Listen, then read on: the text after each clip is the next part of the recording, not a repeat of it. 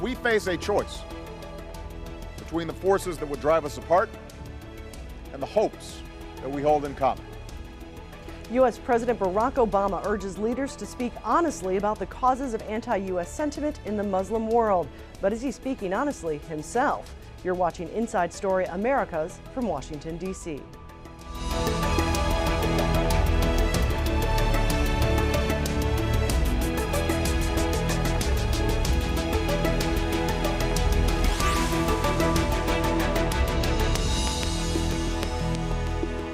Hello, I'm Patty Culhane. U.S. President Barack Obama has urged world leaders to speak out forcefully against violence and extremism. His address at the annual United Nations General Assembly came after weeks of deadly protests across the Muslim world. The president condemned the U.S.-made anti-Islam video, which he says triggered the protests. But he also strongly criticized the ensuing violence, which killed dozens of people, including the U.S. ambassador to Libya, Chris Stevens. But the protests aren't the only problem the U.S. faces in the region. Iran's nuclear program, Syria's civil war, and the changing political landscape after the Arab Spring also featured in an address that will have been watched closely by his Republican presidential challenger, Mitt Romney. If we are serious about upholding these ideals, it will not be enough to put more guards in front of an embassy or to put out statements of regret and wait for the outrage to pass. If we are serious about these ideals, we must speak honestly about the deeper causes of the crisis, because we face a choice between the forces that would drive us apart and the hopes that we hold in common. Today, we must reaffirm that our future will be determined by people like Chris Stevens and not by his killers. Today, we must declare that this violence and intolerance has no place among our United Nations. So the big question, will Obama's speech calm anti-U.S. sentiment in the Muslim world? With me to discuss this are Brian Katulis, Senior Fellow from the Center for American Progress. Next to him, the historian and investigative reporter, Gareth Porter, and national security analyst, Bob Maginnis. Gentlemen, thank you all for joining us. I think this speech was interesting in the sense that the president went out of his way to say this was all about the video. All the protests were about this anti-Islam video. No talk about whether it's a reaction to U.S. foreign policy. Is that deliberative? Do you think they're doing that on purpose, and why? Brian, I'll start with you. Well, first, I don't think, to answer your question, a speech will deal with the anti-American sentiment, because actions speak louder than words and our policies speak louder than words. Second, I actually think a lot of the speech was a realistic recognition that what's going on is a political battle inside of these countries. Whether it's anti-Americanism or not, what we're seeing is the early phases of a political transition where you're going to have fights between various Islamists and extremist groups and other things. And I think the one clear message the president sent was that leaders, new leaders especially, need to be responsible for what goes on in their countries. And it's a responsibility agenda, in a sense, that we've not heard of before. So I don't think he was trying to deflect or try to deal with all of the anti-Americanism, but I think he was trying to send this clear signal that we're in an early phase of a transition. It's not necessarily all about the U.S., and you guys actually have to be a bit more responsible in reaction to things like the attack on our consulate in Libya, in Benghazi, and the attack in Cairo on our embassy there. Bob, that's also a message that he wants to make to the domestic audience. He wants to send that message because he's been criticized for not speaking out enough against these leaders who the American people feel were not quick to respond. Yeah, I tend to agree with what Brian said in terms of, this is really, you do have new democracies, you do have radically different opinions. And of course the president said, look, we did have a role here. He endorsed removing Mubarak. He obviously did something with Libya. We did something in Tunisia and elsewhere in Yemen. He has had a role. He has some responsibility, which he acknowledges. At the same time, you kind of have to allow them to figure out where up is. And unfortunately, in some cases, it's going to turn out violent. But other cases, we're hoping, long term, it's going to go in the right direction. But at the same time, I didn't see the substance that I would have liked to have seen in this speech. He didn't give us some sort of direction with regard to Syria, which, right after he said, we went into Libya because of what was about to happen in Benghazi, and yet we all know what's happening in Syria. So I was disappointed that he didn't go into more detail there. But you're dealing with an incredibly volatile area that you have to, it's tough to make policy in. But at the same time, there's a great deal, as all the Pew polls indicate. We're not very popular over there. So, you're walking a very narrow line, as the president well knows. Well, the president's actually, President Obama, less popular than President Bush. But Gareth, let me ask you this. Do you think he was trying to deflect criticism of American foreign policy, not under President Bush, but under his 4 years, his administration? How much of it was conscious and how much unconscious is not entirely clear. I don't disagree with what Brian said, that the purpose was, to get people in these countries, particularly in Egypt, to step up. But I think that behind that, there is an unanswered question, and a question that the White House simply has not been willing to focus on, and that is, what is it that that causes the situation in not just Egypt, but across the Arab world and beyond, in the Islamic countries of the world, where you have overwhelming feelings, sentiment that the United States has become an anti-Islamic force in the world. This is a reality that is documented very well by opinion polling that's been done over and over again over the past decade. And it's surprising a little bit to me that Obama, who did in fact make a speech when he was running for office in 2008, indicating that he felt some urgency or some need, certainly, to address this problem of the way in which U.S. policy had impacted on Islamic sentiment around the world in terms of their fear and their anger toward the United States. But once he got to the White House, I'm afraid that he lost that concern. And now he focuses then on, simply the short-term immediate problem of getting leaders to be more pro-American and more responsible in terms of their attitude towards extremists in their country, and not focusing on the underlying problem that is still unresolved. But Gareth, it's not just not paying attention to the issues in the Muslim world. The president has policies that are very objectionable to certain people in that region. For example, drones. And there was a new report that just came out from Stanford and NYU, and I want to take you through some of what the law school came up with as they evaluated the drone strikes. It says the number of high-level targets killed as a percentage of total casualties is very low. That's at about 2%. That's different than what the administration usually says. It also states that there is, quote, significant evidence that U.S. drone strikes have injured and killed civilians. And they specifically say it's been 176 children that have died. It also states there is evidence that the strikes have stoked hostility toward the U.S. and motivated further violent attacks on U.S. targets. Now, drones, not mentioned at all in the president's speech. It's not mentioned at all in this election campaign. But isn't that at the core of a lot of this anti-American sentiment? The things that this report say about the people living in Pakistan with this constant fear, isn't that something that needs to be discussed? Who wants to pick this up? Well, the reason we're using drones is because we don't want to use special forces to go into countries where we're not welcome, such as Western Pakistan.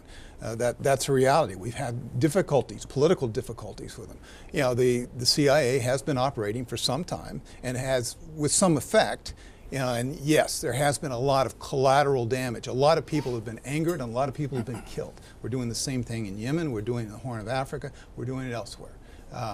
The president, took a lot of the same strategies, according to Mike Hayden, who was the CIA director under Bush, took many of the same strategies and has employed them. The difference, though, and I'm concerned about this, is that, instead of killing people, we ought to be capturing some of them, because that would give us the type of intelligence that we need to pursue some of these bad folks. I think the bigger concern, and the fact that it's not being addressed, granted the ACLU, the American Civil Liberties Union, is suing to try and get some answers on this, but we don't know anything about the program. We don't know anything about the checks and balances of it. Why isn't this a concern, Brian, to the American public, that there are no checks and balances? They decide within the administration who lives and dies. First, let me say one thing and disagree respectfully with Bob. One big difference between the Bush administration and the Obama administration on this, in going after al-Qaeda, is that we don't sort of invade and now occupy countries like we did with Iraq and spend trillions of U.S. taxpayer dollars. We have much more of a targeted, focused strike here. There's a number of reasons why this is not the centerpiece of our debate right now, politically or policy-wise. First and foremost, most Americans, unlike the Iraq War back in 2006, it was the #1 issue politically. Right now, you add up all of the national security questions and defense policy, you barely get to like 7 or 8%, maybe. So there's no political salience. There's no reason for a reactive body like Congress to actually hold more hearings on this, and I think that's a shame, because I actually think it's an important tool that we need to actually have a debate on. It's been effective in terms of striking out against some of the al-Qaeda militants. It's had much more impact. You know, it killed more al-Qaeda leadership in a couple of years than George Bush was able to do in spending trillions of dollars. But it does have downsides, and we just don't have that national conversation. That's why I'm glad to see this report out from NYU and analysts starting to talk about this, because right now it's not even a strategy. I think it's a set of tactics that have proved to be effective on certain situations, and I think we really got into it in 2010, right after the attempted Christmas Day bombing of a jetliner in Detroit, and it flipped a switch inside of the administration, and we've built structures that don't have as much oversight as I think most Americans would like to see. So I think it's a debate that we need to have. I don't think we're going to have it between now and November. Yeah, No, we're not going to have that. It's really more rules of engagement, and the person that's sitting there at the scope and driving that particular drone, and what they see and what the others are telling him is on the ground. You know, there's a breakdown in many cases. We do miss targets on a frequent basis, even though we think we have solid intel. And that's why I go back and say, look, you know, let's capture some of these people because I want better intel. I don't mind killing the terrorists, but I want to make sure we're not killing a lot of innocents in the process. And that's something I think we need to debate. You know, Congress needs to hear about it, and the administration needs to be more forthcoming. The courts may take up that issue, but one issue that has definitely it's worked its way into this election debate, that foreign policy. It had been completely devoid of any talk about foreign policy, but the Republicans see a place to criticize the president in his handling of the Arab Spring. The president, in his speech at the United Nations, defended exactly what he's done since the first protests broke out. Let's listen to what the president said. We insisted on change in Egypt because our support for democracy ultimately put us on the side of the people.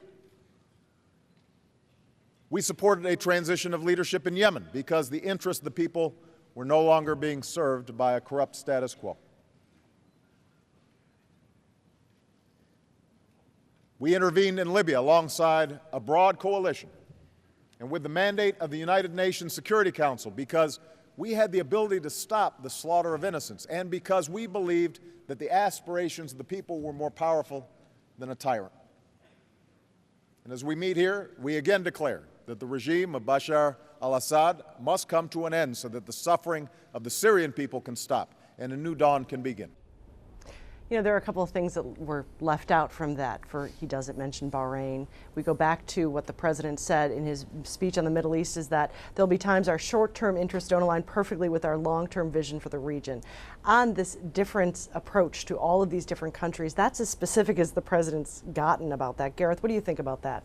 Is he giving the highlights without any of the reality? Well, yeah, I find that this speech is somewhat typical of the foreign policy speeches that presidents usually give, which tend to portray the United States as the white knight, committed to democracy and freedom in the world, and really making policy on the basis of those values, rather than a policy that is essentially power-driven, which is the reality, has been the reality since the beginning of the United States, and certainly during the Cold War and since has been overwhelmingly the reality. And you know, the problem with this portrayal is that it does leave out some very salient facts that the rest of the world, particularly those countries that have in fact, like Egypt and Iran, have actually been the victims of US support for tyranny in the past, because it was strategically in the interests of the United States, because we had military bases or we had an ally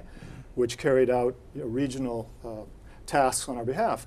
Those populations are familiar with this record. So I think this is part of the credibility gap that does exist between the White House and the rest of the world. But Bob, does that tell you that this was a purely domestic speech? Because the president didn't mention, oh, by the way, for the 30 years we supported Mubarak, who you hated. The rest of the world, and I think Gareth makes a good point, they know these facts. The American people don't necessarily understand that, which is why we keep hearing, well, why would they attack our embassies? I've been hearing that from a lot of very educated people within the United States. Do you want to take that on? Yeah, well, clearly I think that the president delivered a well-vetted speech that he didn't want Romney to use at all in advertisements. So you have to look at the time period.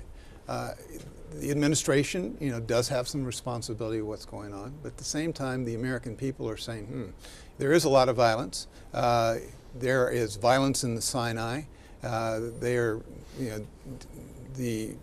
President Morsi is cozy with the Hamas, which we label as terrorist organization. Democratically elected for a portion. Yeah, democratically elected. I don't dispute that at all.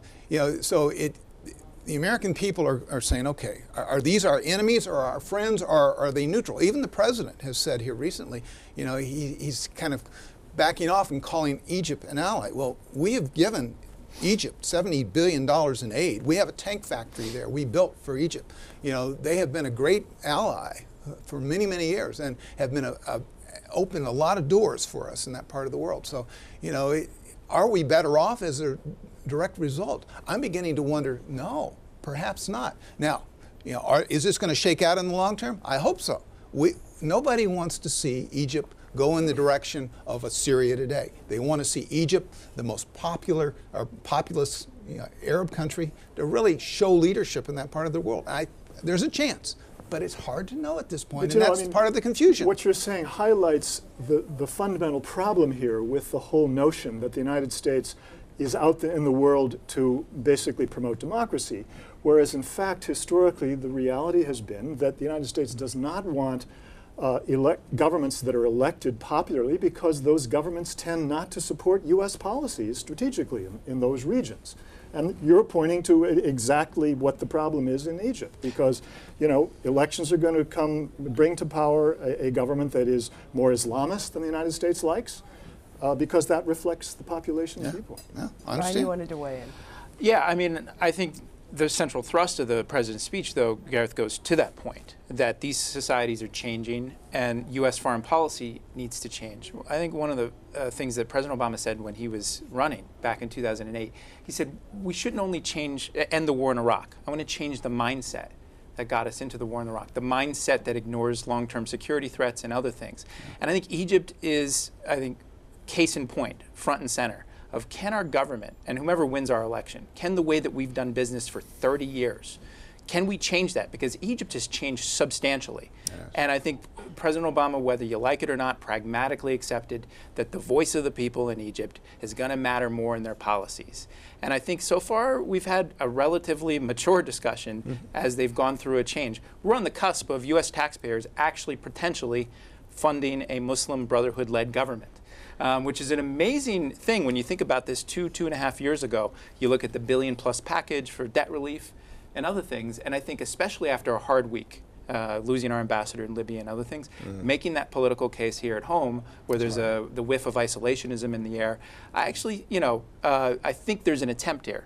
I don't think he's fully changed the mindset, as we've talked about on drones and other things. But there's a way, I think, to pragmatically recognize that we can't control all of these affairs. On Egypt, you talk about the $1 billion in debt relief. That's possibly held up in the Congress because there is this isolationist. I would say it's more than a whiff right now. Yeah. The $1 billion in loans, less than half of it has been given a year and a half later. And the Republicans are seeing an opportunity here where the president's been very strong on foreign policy. Polls have shown people agree with him. We see that Mitt Romney is now starting to criticize, and he spoke out also in New York. We want to hear from him right now. A lot of Americans, including myself, are troubled by developments in the Middle East. Syria has witnessed the killing of tens of thousands of people. The president of Egypt is a member of the Muslim Brotherhood. Our ambassador to Libya was assassinated in a terrorist attack. Iran is moving toward nuclear weapons capability. We somehow feel that we're at the mercy of events rather than shaping events. So Romney hit that, but polls have shown that this is not resonating with the American public. Do you think it's going to? Everyone's nodding their head no. Because Well, people are going to resonate when we talk about billions of aid. And given the economic situation in this country, we have spent a lot of money. They're going to say, well, should we continue to spend money in aid? Because aid is supposed to buy us something, access or friends. That's crudely what we do with aid. And the reality is, in some countries, it's not panning out because we need, and I tend to agree with the president, if this is going to work, it's going to take a long time, and it's something we're going to have to be patient with, and this country is not known for its patience. But Jay Kearney's just said in a briefing, we're not giving aid to Egypt because we want to give aid to Egypt. They went from we want democracy to we're doing it because of our treaty with Israel. That's a big part because of it. You're right. We need that area to stay stable. Of course. They've stopped talking about democracy funding. Well, the for same the thing sake with of democracy. Pakistan. It was the last thing he mentioned. You look at any country we give money to, and we give quite a bit, and some, and we go in and train and equip, and we do that specifically because we want to foster a relationship. We want them to do their own fighting, so we don't have to do their fighting for them, and that makes sense. It's expensive for us to have a massive army when, in reality, if they can do their own fighting and keep peace and protect the interests that we think are important, then let them do it. Yeah, and I think it's hard. In his speech, he talked about values in America, the beacon of hope. I mean, Yeah. if he is a pragmatist, why wasn't that part of the discussion? Well, I think it's hardly a newsflash to say that countries will exercise their self-interest and then sort of dress it up in language. I think the most interesting thing about his language was this, and it's a distinction in our own political debate here, less so Republican, Democrat, more conservative or liberal. He talked about the values that are in the fight right now in Egypt and places like this as universal values. He didn't really get into this U.S.-American exceptionalism, which has been part of the charge from the Romney campaign, as much. He set a tone of like, we're still a leader, we're not going to retreat from these. But I think the interesting nuance here is that he talked about the democratic values, not as U.S. values, but universal values, and he got an applause from the UN General Assembly. And that's an important point, and I think it goes to the style of this president versus, say, his predecessor. This is not a freedom crusade to defeat the terrorists in U.S. national security interests. It's a little bit more, we're trying to be neutral in our tone, we're going to offer support, we're demanding that you lead a little bit more. Whether it'll be effective is the big question, but I actually think a big part of it it's not about us. Even in your run-up to this, it said the U.S. faces these problems in the region. I actually think the region faces these problems in the region, and that's been a core message that President Obama has been trying to say. We're here, we're going to partner, but we're not going to actually try to dictate events, which is something he said. I have a slightly different take on this, what you were just addressing, though. I mean, first of all, I was struck by this one sentence where he talked about U.S. troops in Afghanistan willing to die for the Afghan people. Right. I'm sorry, that's not going to resonate with very many people, either in Afghanistan or in the rest of the Islamic world, and not even here at home. I mean, nobody even believes that here at home anymore. The fact is that the United States is not fighting for Afghans. It's not fighting for Afghan society or for the good of Afghans at all. And I can't quite accept the idea that the president is merely saying to leaders in the region, this is your fight, we're here to help you. In the background of this, as we started talking about, is in fact a counterterrorism policy that is very aggressive, that uses military force without accountability, which is totally controlled by the White House.